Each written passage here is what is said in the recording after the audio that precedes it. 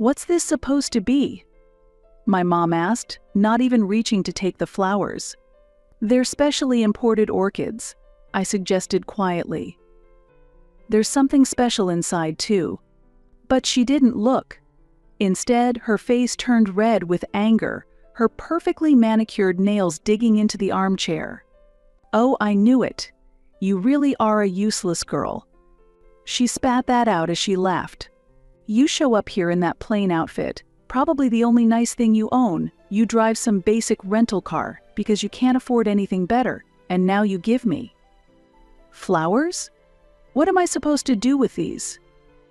"They'll die in 3 days." She threw the bouquet back at me. It landed on the coffee table, scattering petals across the surface. My step-siblings Nate and Cassie snickered behind their hands. Some guests looked uncomfortable, others seemed to be enjoying the drama. My stepfather Victor just kept scrolling through his phone as if nothing was happening. I picked up the bouquet calmly, gathering the scattered petals with careful fingers. The room had gone quiet, waiting to see what I would do next. My heart was pounding, but I refused to let them see me rattled. "You know what's funny, Mom?" I said, my voice steady despite the emotion churning inside me. "Hidden in these flowers is." She knew nothing about them. Their attitude was the same as in the past. They didn't think of me as their own family member. My heart drifted back to 10 years ago, to that day when my life was changed forever. It was on my high school graduation day when I was pulled away. I'd barely removed my cap and gown when Mom and Victor, my father-in-law, called me into the living room for a serious discussion. They sat on the couch like judges about to pass a sentence while I stood before them, my heart racing with anticipation. "Alexandra." Victor began, his voice stern and cold. "You're 22 now. We've been generous, but you need to understand that you can't live here forever. You need to find a real job and start earning your own living."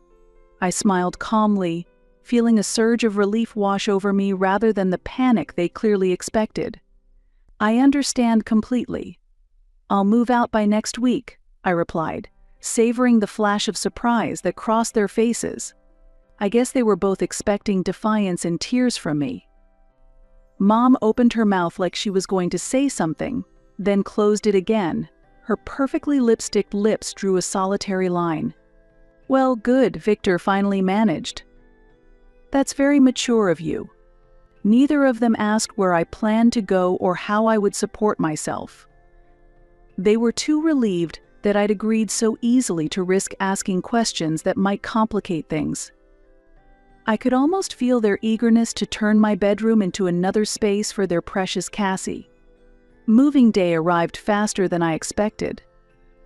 I packed my life into 4 cardboard boxes and 2 suitcases, my fingers trembling slightly as I wrapped each item. It was surprising how little I'd accumulated over the years, almost like I'd been subconsciously preparing for this moment all along, waiting for my chance to escape. Grandma Ellie pulled up in her blue Honda at exactly 9 in the morning. I watched through my bedroom window as she parked, my stomach knotting as I half expected Mom or someone else to come see what was happening. But the house remained silent, even though I could see some movement behind the curtains of Cassie's room. As we drove away, I watched my childhood home shrink in the side mirror until it disappeared completely. I didn't cry. Instead, I felt lighter with each mile we put between us and that house of carefully crafted pretenses, like chains falling away from my shoulders. I spent that summer working at Sunshine Cafe, serving coffee and sandwiches to regulars who always tipped well and treated me like family. The warmth in their smiles was something I'd forgotten could exist. The owner, Mrs. Peterson, even let me pick up extra shifts when I wanted to save more for college expenses. Since then, my relationship with my parents faded away completely. September came, and I boarded a plane to start my new life at Westlake University, 3 states away from everything I'd known. "This is it, my fresh start," I whispered to myself as the plane took off. The real estate and business program was challenging, but I threw myself into it completely, determination burning in my chest with every late-night study session. My roommate Liv became my first real friend since high school. She didn't know my whole story at first, but when she finally learned about it, she just hugged me tightly and said, "Their loss, girl." Their absolute loss. Mom's Instagram became my window into the life I'd left behind. There they were, the perfect family, smiling at Nate's business networking events, celebrating Cassie's gallery openings, taking vacation selfies at expensive resorts. My stomach would clench seeing their practiced poses. The captions always read like marketing copy, "So proud of our amazing entrepreneurs," or "Nothing better than quality family time." I was never mentioned. Not even once. It was like I'd never existed, erased from the family narrative. I spent holidays at Grandma's house, cooking together and watching classic films from her collection. The smell of her homemade apple pie would fill the house with warmth that no luxury restaurant could match. We created our own traditions, and they meant more to me than any forced family dinner ever had. Sometimes she'd catch me scrolling through Mom's social media posts and gently take my phone away, her eyes filled with understanding. "Don't torture yourself," she'd say, squeezing my hand. "You're making your own story now, one that's real." And I was. I graduated summa cum laude with job offers already lined up, thanks to my internships and academic performance. Liv's mentor, Diana Westbrook, ran a prestigious real estate firm, and she noticed my potential during a university property investment showcase. "We need ambitious minds like yours," she said during my interview, her eyes sharp and assessing. "Your professors speak very highly of your market analyses." I started as a junior agent, but I wasn't content to stay there. I worked weekends, built my client network meticulously, and studied market trends obsessively. Within 5 years, I'd become a top-selling agent and had enough savings for a down payment on my own luxury condo. The day I signed the mortgage papers, I stood in my empty living room, keys in hand, sunlight streaming through floor-to-ceiling windows, and finally let myself cry. They were happy tears, tears of pride, of accomplishment, of knowing that I'd made it on my own terms. Then came the biggest surprise. Diana called me into her office one morning, about 6 years after I'd started at the company. "I've been watching your progress," she said, sliding a folder across her desk. "You've consistently outperformed everyone. I want to make you a partner in our luxury properties division." My hands trembled as I opened the folder and nearly gasped at the commission structure.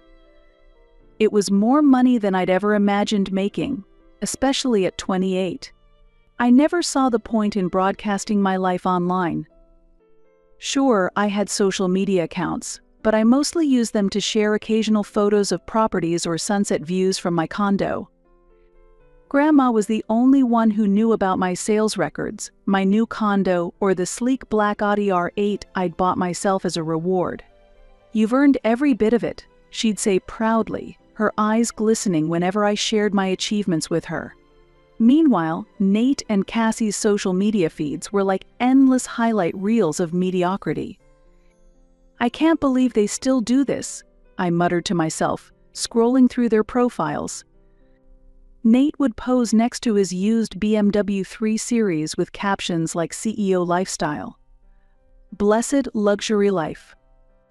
While Cassie shared photos of herself at designer stores, tagging luxury brands she clearly couldn't afford without Mom and Victor's credit cards. One post particularly made me laugh.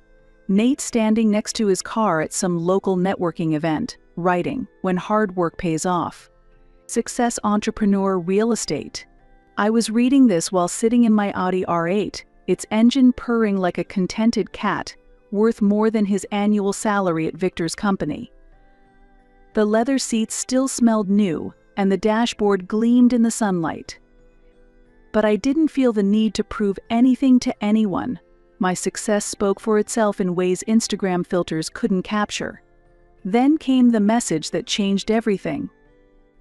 It popped up on my Instagram DMs one Tuesday morning, the notification sound making my heart skip a beat. "Alexandra, it's your mother. Mother's Day is coming up next month, and I'm having a small family gathering at home. I expect you to attend and bring something appropriate. It's on Sunday, 1 p.m. sharp. Don't embarrass me by showing up empty-handed." I stared at the screen, my coffee growing cold as I read the message multiple times. 3 years of minimal contact, and this was how she reached out.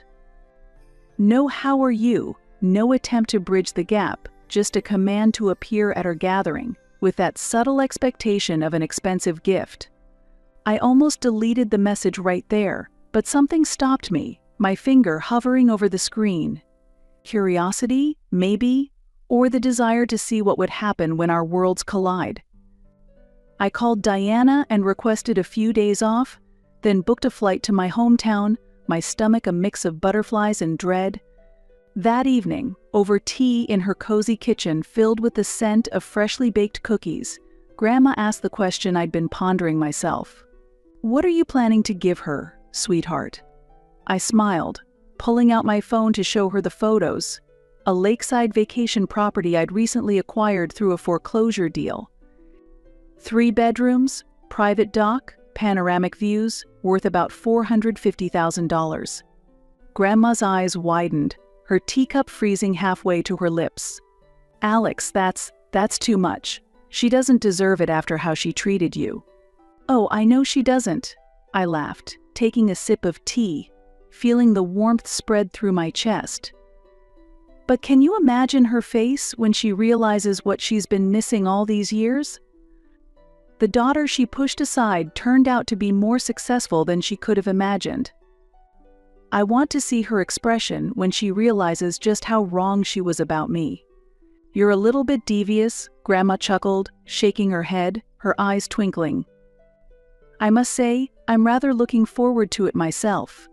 "You can do this," I whispered to myself as I pulled up to my mother's suburban house. The morning of Mom's gathering, I slipped on my Armani pantsuit, elegant in its simplicity, with a tailoring that spoke wealth without screaming it. The price tag could have bought 10 of the flashy outfits I spotted later that day. I deliberately drove my rental sedan instead of requesting an Audi from the agency, amused by how this would play into their assumptions about my life. I carried an exquisite bouquet of rare orchids and peonies, arranged by a florist who served celebrities, the delicate blooms nestled in tissue paper. My heart was pounding so hard I could feel it in my fingertips as I walked up the familiar driveway. The house turned out to be exactly what I expected, superficially upgraded with the kind of features that impressed people who'd never seen truly high-end homes. The kind of place that had granite countertops but cheap cabinets beneath them. I'd shown properties that made this look like student housing. Mom greeted me at the door, her eyes barely flickering over me before her lip curled slightly. "Oh, Alexandra, you came. You could have dressed up a bit more for the occasion." She glanced at my understated designer outfit with disapproval. The living room was already full when I entered. Mom sat in her favorite armchair, wearing a sequined blouse that sparkled under the recessed lighting. Victor was beside her, and Nate and Cassie flanked them like royal heirs. The rest of the seats were filled with relatives I hadn't seen in years. Aunt Linda, who used to pinch my cheeks too hard, Cousin Rachel, who always bragged about her kids, and various other vague faces from my past. I took my seat at the far end of the room, watching the show unfold. Aunt Linda gave Mom a scented candle set. "It's from that exclusive boutique at the mall," she explained proudly, her voice carrying across the room. Mom cooed over it like it was diamonds. "Oh, Linda, you know exactly what I love." Rachel presented a gift card to a local spa for a day of pampering. More excited squeals from Mom. The gifts continued: a cookbook, a decorative vase, a basket of bath products. Mom treated each one like a precious treasure, making sure to emphasize how thoughtful and perfect each gift was, her eyes lighting up with each package. Then came Nate and Cassie's moment. They stood up together, grinning like they'd just won the lottery. "Mom," Nate said, and it still felt wrong hearing him call her that, "Cassie and I pooled our money to get you something special." Cassie pulled out her phone and showed a photo. "It's a 65-inch smart TV.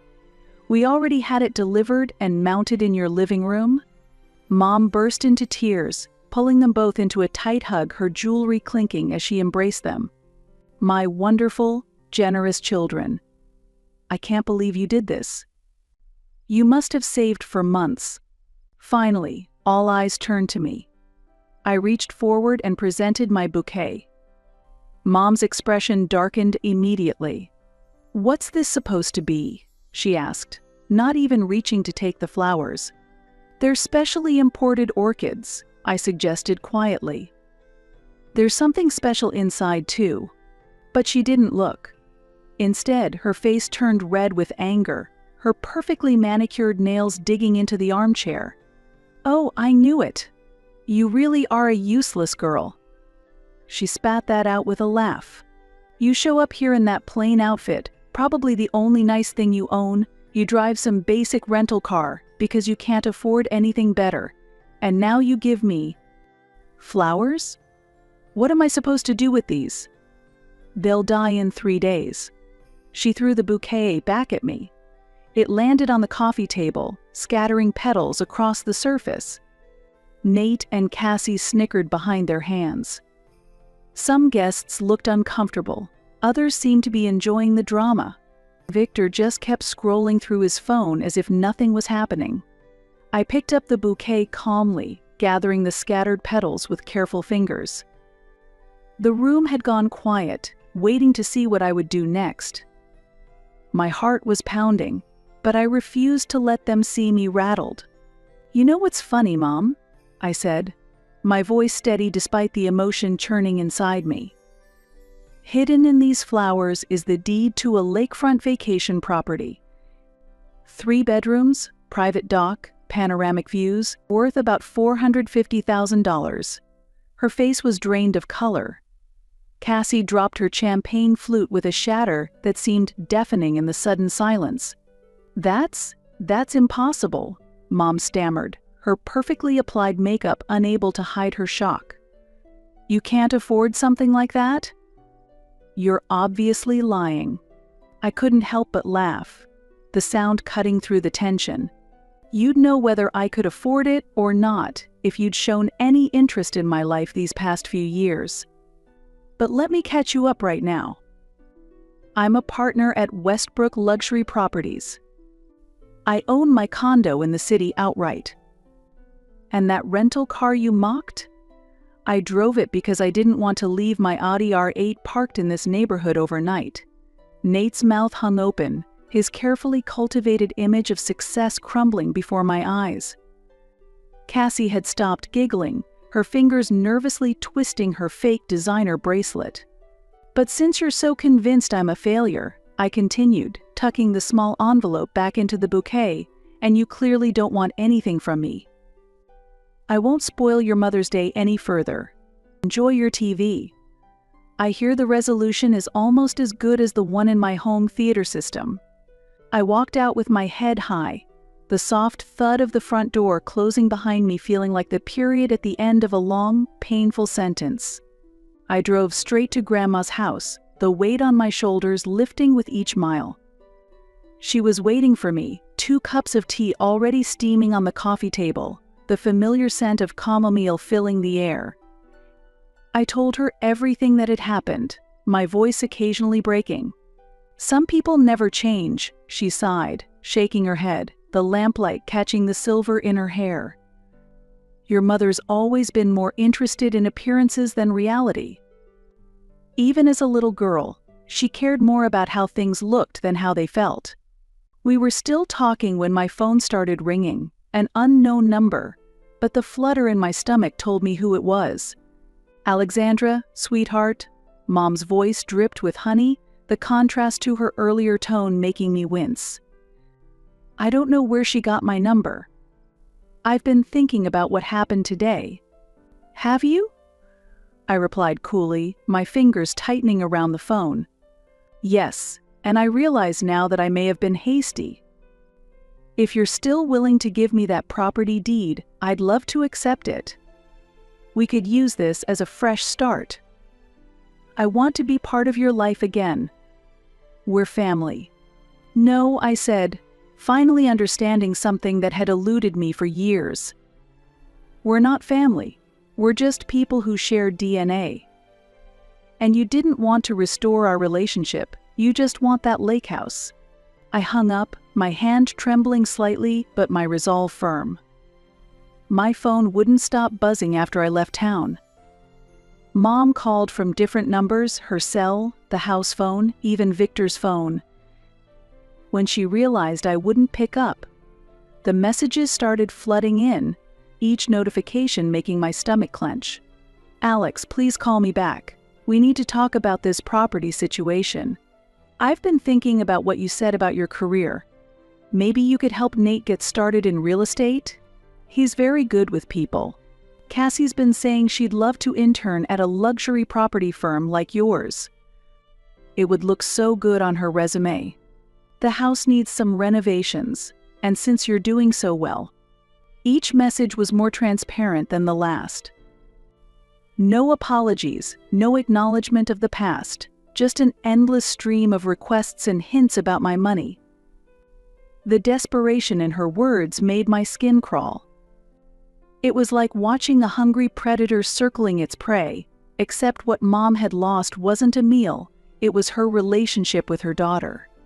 I read each message with a strange detachment, like I was analyzing a client's property portfolio. The tactics were almost impressive in their variety. Guilt. I'm your mother. How can you ignore me after all I've done? Flattery. You've become such a successful businesswoman. Manipulation. Family should help family in times of need. And even threats. I'll tell everyone in the industry how you abandoned your poor mother. Your mother's been calling me non-stop. Grandma told me over the phone a week after I'd returned home. She showed up at my garden gate today, if you can believe it. Demanded I give her your address and information about the lake house. What did you tell her? I asked, though the warmth in my chest already told me the answer. I told her to get off my property before I called the police, she chuckled, her voice strong despite her age. You should have seen her face turn red as my tomatoes. She kept saying she had a right to know where her daughter lives and what properties you own. I reminded her that she gave up that right years ago when she chose Victor's children over you. I could picture Mom standing at Grandma's garden gate, probably wearing one of her knockoff designer outfits, trying to bully her way into getting what she wanted. It was the same pattern I'd watched my whole life, but now I could see it clearly for what it was, pure selfishness disguised as family concern. She didn't take it well, Grandma continued, started ranting about how ungrateful we both were, how she'd sacrificed everything for you. Mrs. Henderson next door was watering her roses and heard everything. When she finally realized I wasn't going to give in, she stormed off to her car, nearly backing into Mr. Peterson's mailbox. But Alex, be careful. The look in her eyes, she seemed desperate. I already blocked her on everything, I assured Grandma. Social media, phone, email, everything. And security at my office has her photo at the front desk in case she shows up. After we hung up, I walked through my condo, running my fingers along the cool marble countertops, looking at everything I'd built for myself. The custom furniture I'd carefully selected, the original art on the walls, the panoramic view of the city skyline from my floor-to-ceiling windows. All of it earned through my own hard work and determination. I thought about Mom's messages, about her sudden interest in my life now that she knew I had valuable assets.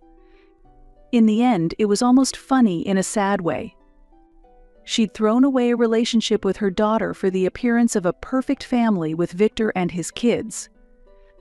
And now she was desperate to get back into my life for the appearance of success and access to my properties. But she taught me one valuable lesson: family isn't about DNA or marriage certificates. It's about love, support, and being there for each other through good times and bad. I have that with Grandma and Liv. The next morning, I called my lawyer and transferred the lake house deed into a trust for Grandma and myself to share. When I told her, she tried to refuse, tears welling in her eyes. "You deserve this more than she ever did," I said. "You've been more of a mother to me than she ever was." She hugged me tight, her embrace warm and secure, and for the first time in years, I felt like I was exactly where I belonged, not in a house of pretense, but in a true home built on love.